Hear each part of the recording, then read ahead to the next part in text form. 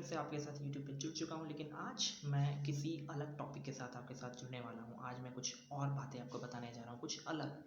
और मैं आज किसी न्यूज़ या किसी हेडलाइन पर आज मैं बात नहीं करने जा रहा हूँ। इनफैक्ट आज ही नहीं बल्कि आने वाली मेरी कई वीडियोज़ में उम्मीद करता हूँ कि लगातार इन्हीं चीज़ों पर रहें। और वो मैं जो नई चीज़ लाया हूँ अपने वीडियोज़ में, वो है किसी भी कंट्री पर इंफॉर्मेशन आप तक पहुँचाना। यानी कि कॉमन जो बेसिक ज्योग्राफी है उनके बारे में आपको मैं बताना चाहता हूँ। और ये मेरी सबसे इंटरेस्टिंग चीज़ है जो मैं अपनी लाइफ में काफ़ी ज़्यादा पसंद करता हूँ, अपने अप्लाई करना चाहता हूँ। अपने पूरे 18 ईयर्स के मैंने जो लाइफ में मैंने अभी तक जो भी कुछ जाना है, सीखा है, मैंने इस फील्ड में काफ़ी कुछ जाना है। तो मुझे इस फील्ड में जानना बहुत पसंद है। मैं उम्मीद करता हूँ कि मेरे बताने का तरीका और मेरी इन्फॉर्मेशन आपको पसंद आए। तो शुरू करते हैं आज अफ़गानिस्तान के साथ। सबसे पहले मैं शुरुआत करना चाहूँगा कुछ बेसिक ज्योग्राफीज़ के बारे में, जो मैं बताना चाहूँगा अफ़गानिस्तान को लेकर, जो काफ़ी लोग जानते होंगे। जैसे उसकी आबादी हो या उसका एरिया हो, ये सब जो छोटी मोटी बातें हैं जो कॉमनली लोग जानना चाहेंगे ही।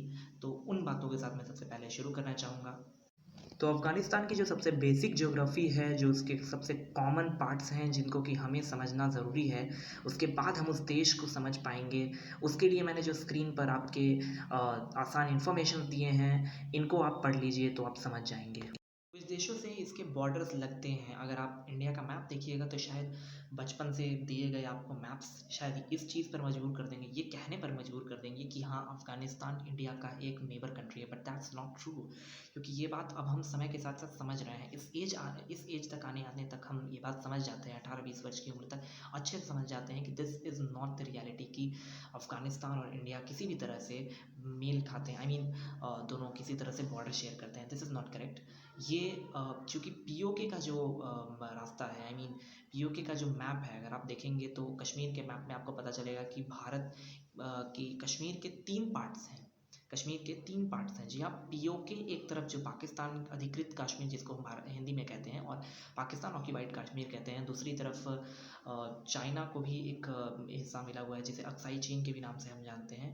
या तीसरी तरफ अगर आप आते हैं तो आपको पता चलता है कि उसको हम लोग इंडिपेंडेंट कश्मीर या आज़ाद कश्मीर के नाम से जानते हैं, जो हमारे देश के अंदर आता है। तो ये जो 3 पार्ट्स डिवाइडेड हैं, इस वजह से हम ये बात को नहीं कह सकते कि अफ़गानिस्तान किसी भी तरह से मैच करता है, आई मीन किसी भी तरह से बॉर्डर शेयर करता है हमारे देश से। क्योंकि वो पाकिस्तान से भले शेयर करता है, ईरान से भले शेयर करता है, ताजिकिस्तान से ज़रूर शेयर करता है, बट इंडिया से वो शेयर नहीं करता है बॉर्डर।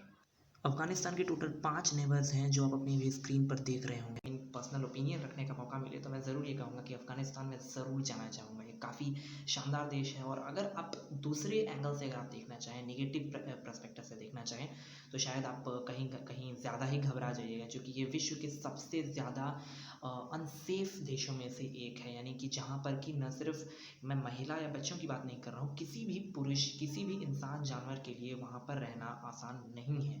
ख़ास तौर पर इसलिए क्योंकि वहाँ पर तालिबान नाम की जो एक तरह से आतंकवादी संगठन है, एक तरह से क्या, बिल्कुल है, आतंकवादी जो संगठन है ये तालिबान, इसकी वजह से उस देश में काफ़ी खतरा बना रहता है। और हर महीने 2 महीने पर कभी ना कभी छोटे बड़े वहाँ पर हमले सुनने को मिल ही जाते हैं। इनफैक्ट मैं हफ्ते की बात कर रहा हूँ, वहाँ हर दिन सुनने को मिलते होंगे। लेकिन क्योंकि मैं इंडिया में रह रहा हूँ तो मुझे इस बारे में ज़्यादा जानकारी तो नहीं मिल पाती है कि छोटे मोटे उसके हमले क्या होता है वहाँ पर, या फिर वगैरह वगैरह। तो चूँकि हमारे देश में काफ़ी अपने देश को लेकर बातें होती हैं, अगल बगल के देशों की बातें होती रहती हैं, और ख़ासतौर पर बड़े देशों की, चाहे वो अमेरिका की बात हो, चाइना की बात हो, ऐसे देशों की बात हमारे देश में ज़्यादा होती है। पाकिस्तान हो, बांग्लादेश हो, ना कि अफ़गानिस्तान या ताजिकिस्तान, ईरान की बातें, जो कि जहाँ की कई सारे ऐसे छोटे बड़े घटनाएं होती रहती हैं जो वहाँ की न्यूज़ चैनल्स दिखाती होंगी। बट मैं चूँकि इतना ज़्यादा कनेक्टेड नहीं हूँ उससे, तो मैं आपको वो तो नहीं बता सकता। बट येस, ये कहा जा सकता है कि it is one of the most unsafest country in the world। मैं इस टॉपिक पे बात करना चाहता था, मैं इस देश पे बात करना चाहता था। क्यों?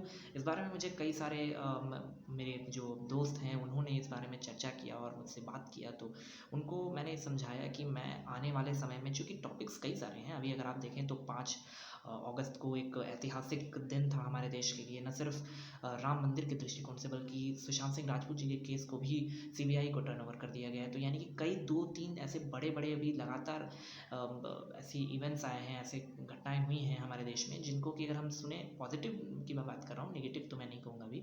लेकिन इन चीज़ों को भी मुझे बताना चाहिए था, आप तक पहुँचाना चाहिए था, बट क्योंकि मैं इस बार कुछ अनोखा लाना चाहता था, इस बार मैं कुछ डिफरेंट लाना चाहता था अपने चैनल पे, और मैंने कोशिश किया कि मैं आप तक कुछ ऐसे इन्फॉर्मेशंस पहुँचाऊँ जिससे कि आप शायद अछूते हो, या फिर अगर आपको जानने की इच्छा थी और सिंपल वे में अगर आप जानना चाहते थे, तो मैं उम्मीद करता हूँ कि मैं आपको वो सिंपल इन्फॉर्मेशंस किसी भी देश को लेकर बता पाऊँ। तो उम्मीद है आपको ये वीडियो पसंद आया होगा। आने वाले वक्त में, आने वाले दिनों में मैं आपके लिए कुछ और नए फैक्ट्स के साथ और नए देशों के साथ फिर से जुड़ सकूं, ऐसी कामना करता हूं। और आप मेरे वीडियोस को लगातार पसंद करिए और उसे शेयर कीजिए, मेरे चैनल को सब्सक्राइब कीजिए, और उम्मीद करता हूं कि आने वाले वक्त में जो भी मेरे वीडियोज़ रहेंगे वो आपको नए इन्फॉर्मेशन ज़रूर देंगे। तब तक के लिए धन्यवाद। स्टे होम, स्टे सेफ, घर रहिए, सुरक्षित रहिए।